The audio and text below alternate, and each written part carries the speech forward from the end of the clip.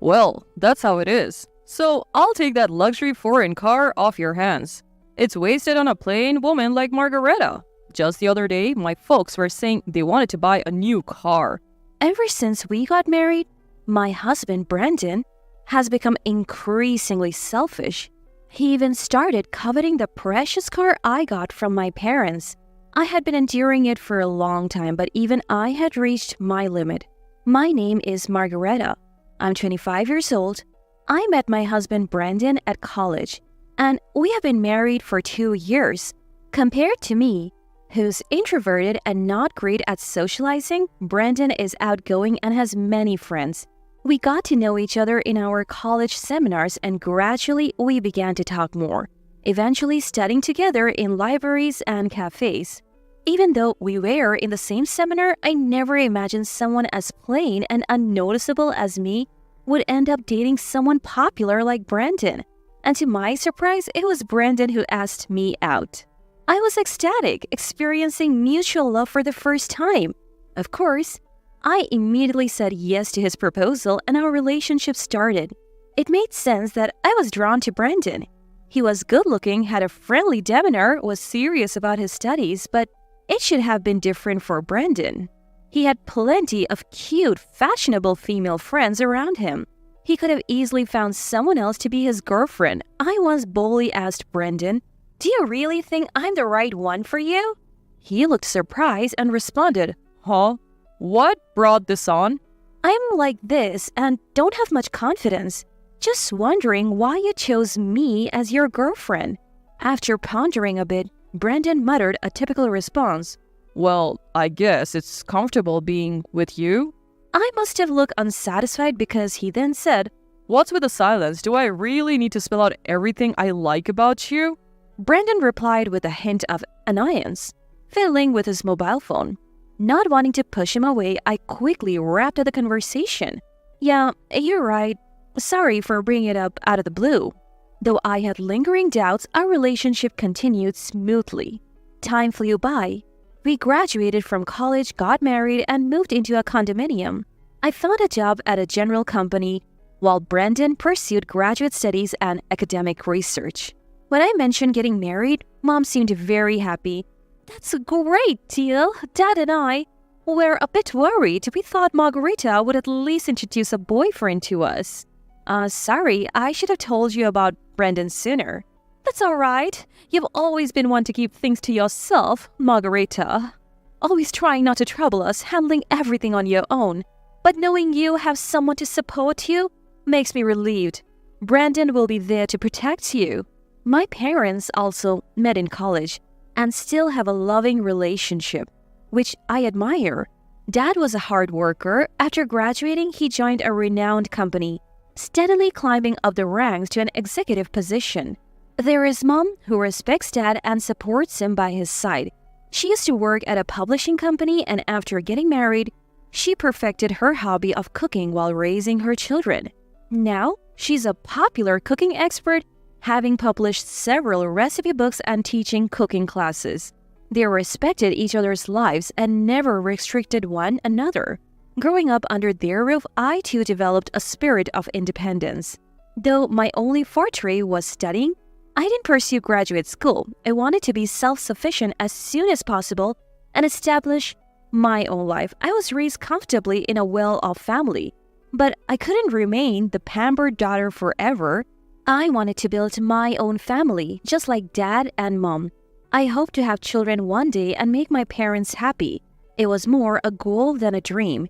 It might seem ordinary, but it's not that simple, especially for someone as awkward as me.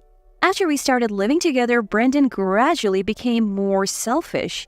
He was a graduate student and worked part-time, but he hardly contributed to our living expenses.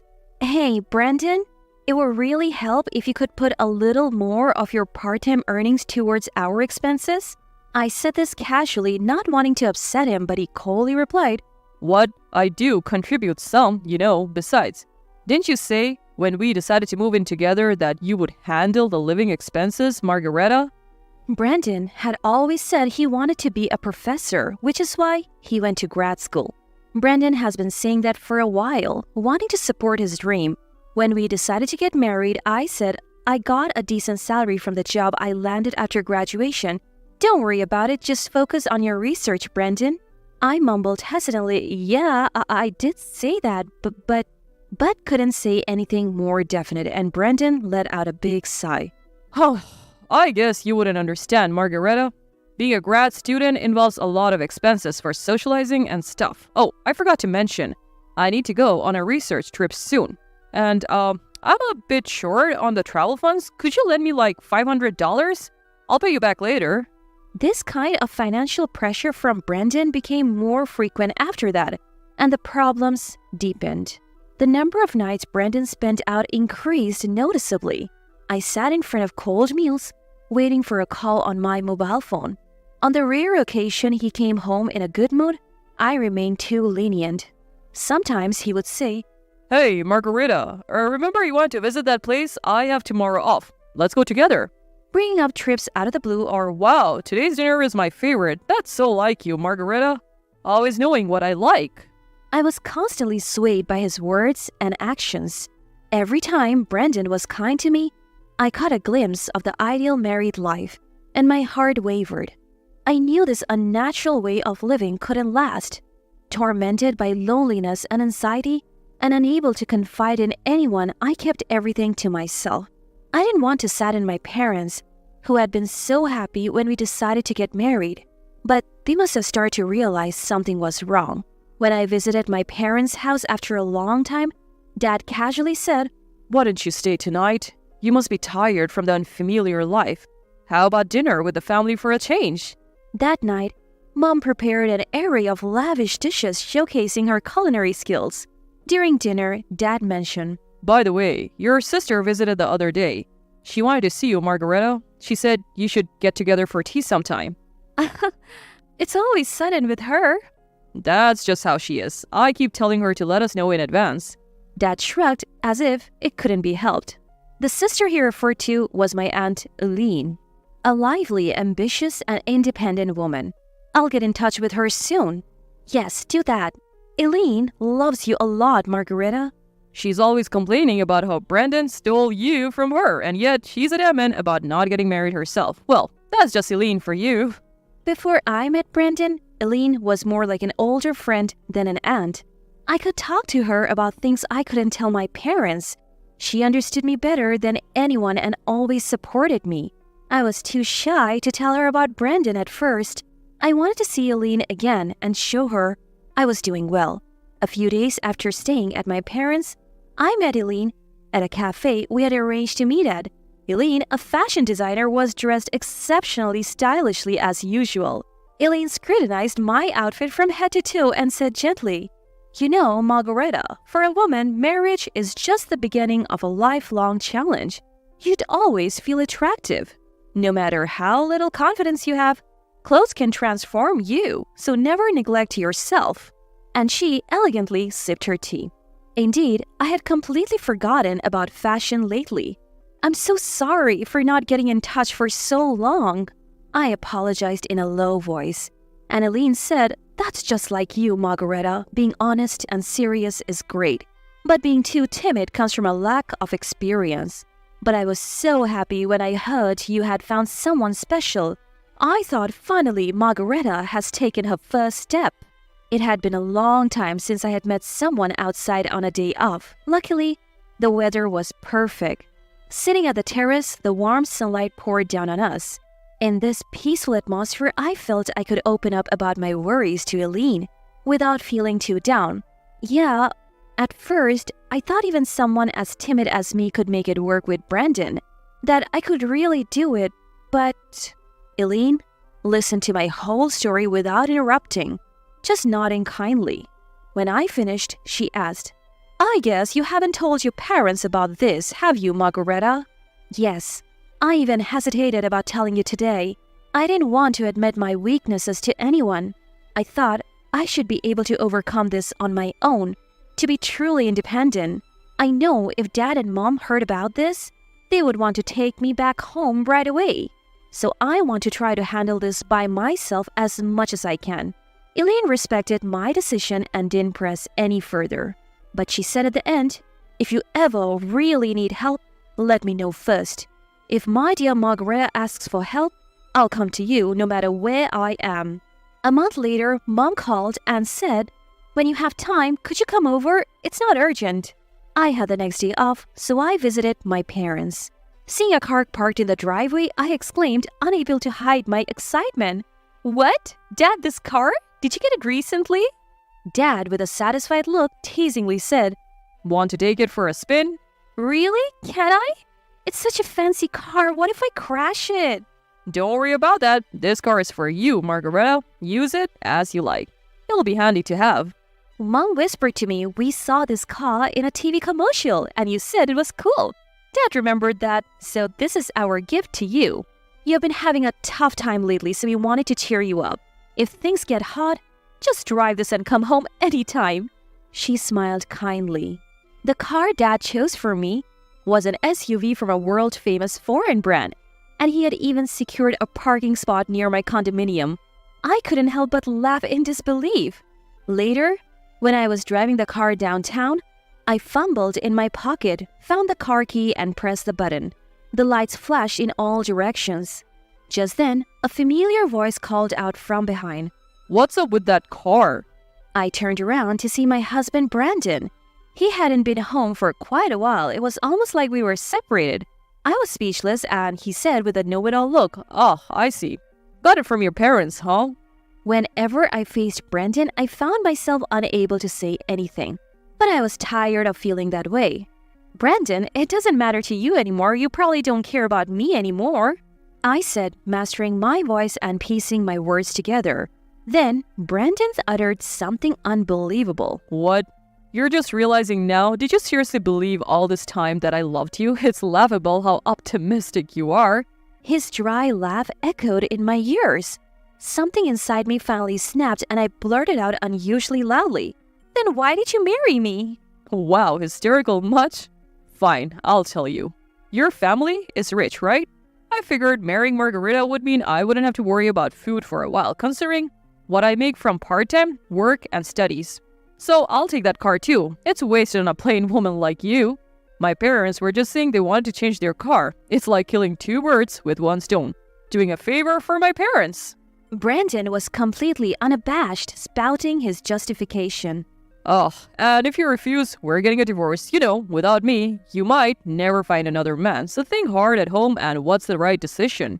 Brandon threw these words and left abruptly. I was left in a state of anger and sorrow. Overwhelmed by a terrible headache, breathing ragged, I sat in the driver's seat for a while, waiting for my emotions to settle. Then I took out my phone and called my Aunt Eileen. A few days later, things took a rapid turn.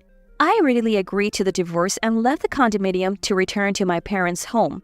My parents welcomed me with open arms and life finally seemed to regain some tranquility.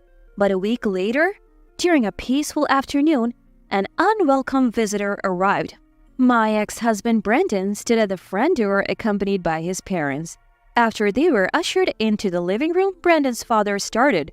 We're here to discuss our son's divorce. It's quite urgent. His tone was intimidating.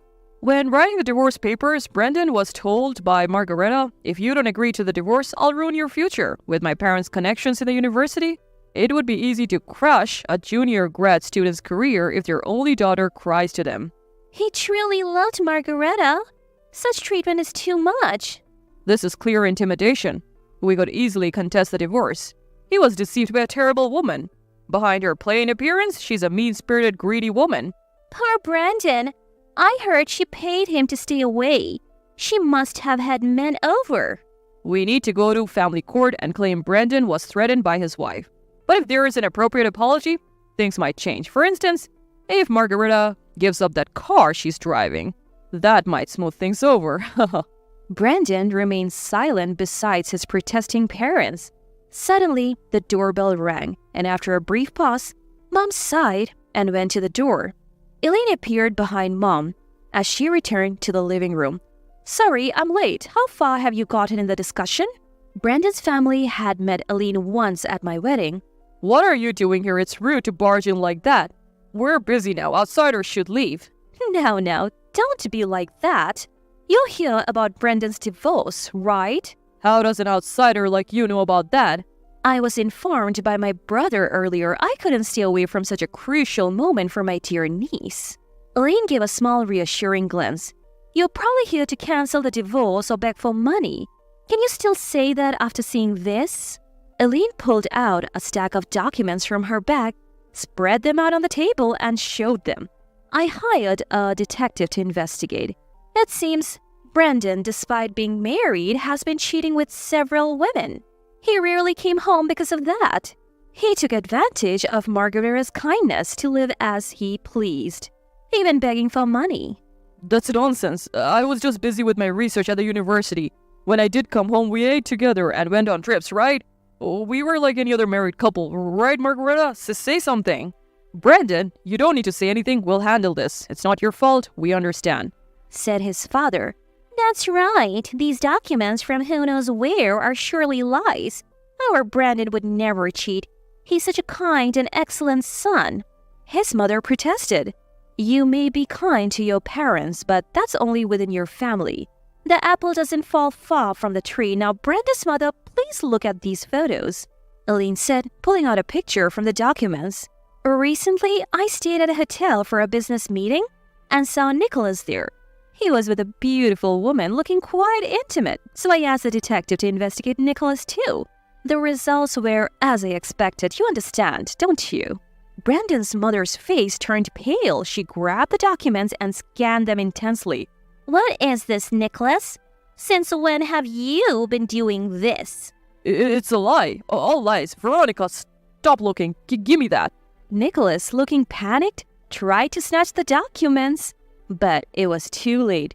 Veronica, distraught, confronted Nicholas. You have been doing this behind my back? The car you wanted so badly was for her in these photos, wasn't it? No matter how Nicholas tried to calm her, Veronica wouldn't listen. The discussion about Brendan's divorce was forgotten. Veronica left the house crying, and Nicholas hurried after her. Brandon, left behind, said, Hey, wait, what about me? And followed them out in confusion. We all remained in stunned silence for a while, but Elaine was the only one with a satisfied look winking at me. Later, Elaine told me that Brandon's parents did indeed get divorced. You won't fall for such a terrible man again. Let's make you more attractive. I'll teach you everything about polishing yourself as a woman. Despite her busy schedule, Elaine visited me and took me to various places. Meals, shopping, trips. During this time, I learned a lot from her. A year after the divorce, I decided to go to graduate school. I continued to improve myself while studying hard. Time flew, and one day, someone called out to me at a street intersection. I turned around to see Brandon. It's been a while. You changed a lot, haven't you? At first, I didn't even recognize you. Brandon said, looking at me intently. In Brandon's eyes, the woman standing before him was no longer the plain ex-wife. He knew, but had transformed into an incredibly beautiful and attractive woman. In contrast, Brandon himself had fallen on hard times. Due to the scandal of his parents' divorce, it seemed he was no longer attending graduate school. His parents, Nicholas and Veronica, had decided not to provide any financial support to Brandon anymore because of the situation he caused. He was far from the carefree life of going out, struggling even to afford his tuition and living expenses. The women who once flocked around him left him one by one. The farmer glory he enjoyed vanished in an instant, and now he found himself face to face with his ex-wife, who seemed to be a completely different person. Brandon, perhaps feeling desperate, started to say, Hey, would you like to catch up? Maybe we could go to a cafe or something? Just as he began, a man approached and asked, Sorry for the wait. Are you a friend of Margarita's or something? Shifting his gaze to Brandon. This man was Leonard, someone I was currently dating. You see that guy? Isn't he really handsome? He's so tall. Wow, yeah. Could he be a model or something? A group of women nearby commented, looking at Leonard. He's someone I used to know a long time ago, but it's okay.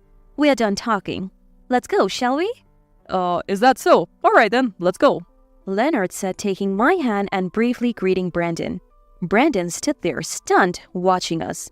Without any concern for Brandon, Leonard led me by the hand towards the crosswalk, and I too never looked back, keeping my eyes fixed straight ahead as we left.